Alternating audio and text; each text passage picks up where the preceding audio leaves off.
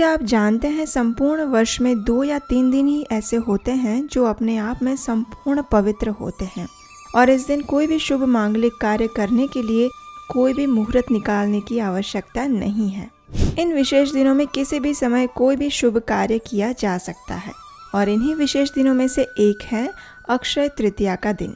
लेकिन ये दिन इतना विशेष क्यों है और इस दिन के साथ जुड़ा इतिहास क्या है, चलिए आज इस विषय पर बात करते हैं।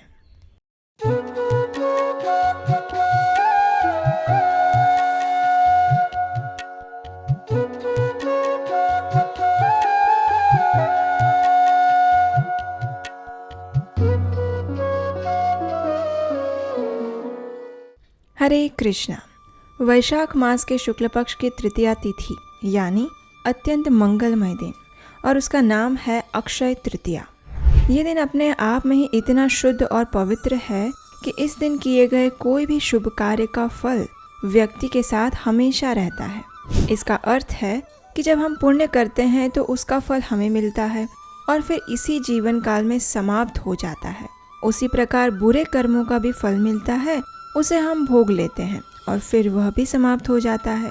लेकिन अक्षय तृतीया ऐसा विशेष दिन है कि इस दिन अगर आप कोई पुण्य कार्य करते हैं तो इसका फल प्राप्त करने के बाद उसका कभी नाश नहीं होता, यानी वह अक्षय बना रहता है और इसीलिए इस दिन को अक्षय तृतीया के नाम से जाना जाता है।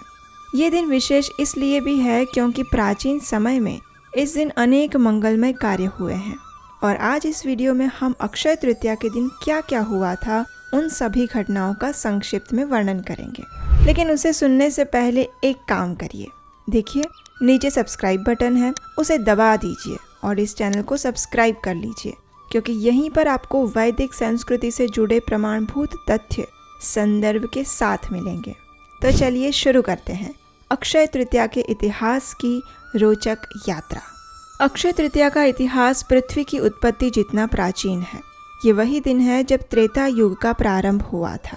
त्रेता युग का मुख्य धर्म यानी यज्ञ, होम, हवन इत्यादि में सबसे महत्वपूर्ण सामग्री है जौ या बार्ली और उसकी उत्पत्ति आज ही के दिन हुई थी। अक्षय तृतीया के दिन ही परम पवित्र गंगा नदी भगवान श्री हरि के चरण कमलों से निकलकर शिवजी की जटाओं से होते हुए इस धरातल पर प्रकट हुई थी। इसलिए गंगा देवी का प्राकट्य दिवस भी अक्षय तृतीया ही है। इस दिन अगर संभव है तो व्यक्ति को गंगा नदी में स्नान करना चाहिए और अगर आपके लिए ये संभव नहीं है तो घर में गंगा जल से स्नान करना चाहिए अथवा स्नान के पानी में गंगा जल की बूंदें डालकर स्नान करना चाहिए। इस दिन संपूर्ण पृथ्वी को पवित्र करने वाली गंगा नदी के प्रति हमें अपनी कृतज्ञता प्रकट करनी चाहिए। अक्षय तृतीया के दिन भगवान श्री विष्णु के 10 अवतारों में से एक परशुराम भगवान भी प्रकट हुए थे, जिन्होंने इस पृथ्वी को अधर्मी और आक्रांता क्षत्रियों से मुक्त करवाया था।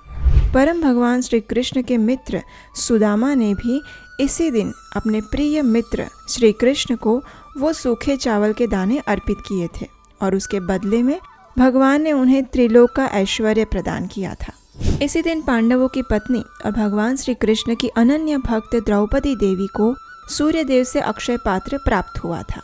इस अक्षय पात्र की विशेषता ये है कि इस एक पात्र से आप जितनी भी मात्रा में चाहें, जिस भी प्रकार का भोजन निकालना चाहें, उतनी मात्रा में भोजन निकलता रहेगा। इसमें से निकला हुआ भोजन संपूर्ण पृथ्वी के सभी जीवों की क्षुधा को मिटाने के लिए सक्षम है, इसलिए इसे अक्षय पात्र कहा जाता है। वैदिक शास्त्रों के रचयिता श्रील व्यास देव ने महाभारत नामक ग्रंथ की रचना का आरंभ भी अक्षय तृतीया के दिन से ही किया था। देवताओं के कोषाध्यक्ष कुबेर जी को अपना ये पद और संपत्ति स्वयं लक्ष्मी देवी द्वारा अक्षय तृतीया वाले दिन ही प्राप्त हुए थे और माता अन्नपूर्णा का आविर्भाव भी इसी दिन हुआ था।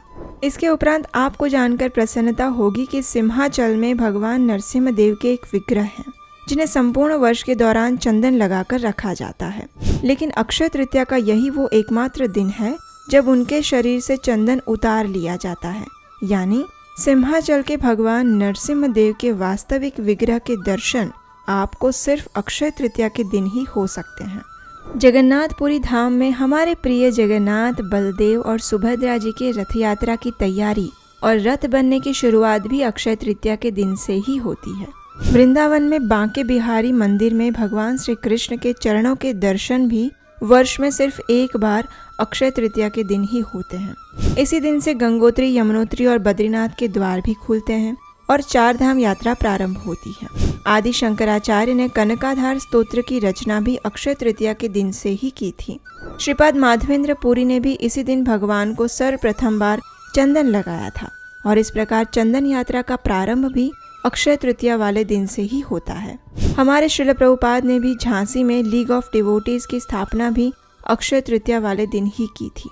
जैन धर्म के लिए भी अक्षय तृतीया अत्यंत विशेष दिन है, क्योंकि जैन धर्म के सर्वप्रथम तीर्थंकर ऋषभ देव ने आज ही के दिन अपने 1 वर्ष के उपवास का पारण किया था, इसलिए वे इस दिन को वर्षी तप के नाम से भी मनाते हैं। अक्षय तृतीया को अखातीज के नाम से भी जाना जाता है। इस दिन अधिक से अधिक हरे कृष्ण महामंत्र का जप करना चाहिए। इस दिन अपनी क्षमता अनुसार कुछ न कुछ दान भी अवश्य देना चाहिए और इस दिन किया गया तप भी व्यक्ति को अक्षय फल प्रदान करता है। इस दिन जो भी व्यक्ति अन्न का दान, वस्त्र का दान, लक्ष्मी का दान या फिर ज्ञान का दान करता है, उसे अनंत काल तक परम भगवान की विशेष कृपा प्राप्त होती है। तो चलिए तैयार हो जाइए इस परम मंगलमय अक्षय तृतीया का स्वागत करने के लिए और हमें नीचे कमेंट बॉक्स में लिखकर बताइए कि इस बार अक्षय तृतीया के दिन आप कौन सा विशेष कार्य करेंगे। अगर अक्षय तृतीया से जुड़े किसी और ऐतिहासिक रोचक तथ्य के बारे में आप जानते हैं तो वो भी हमें नीचे कमेंट बॉक्स में लिखकर ज़रूर बताइएगा। अगर आपको ये वीडियो अच्छा लगा हो तो इसे लाइक कीजिए और अपने मित्रों और परिवार को शेयर कीजिए। अगर आप वैदिक साहित्य के प्रसार के अभियान में हमारे साथ जुड़ना चाहते हैं तो स्क्रीन पर दिए गए नंबर पर अपना आर्थिक सहयोग भेज सकते हैं। और याद रहे, ये दिन वर्ष में सिर्फ एक ही बार आता है, इसलिए उसे व्यर्थ कार्यों में मत गवाइएगा।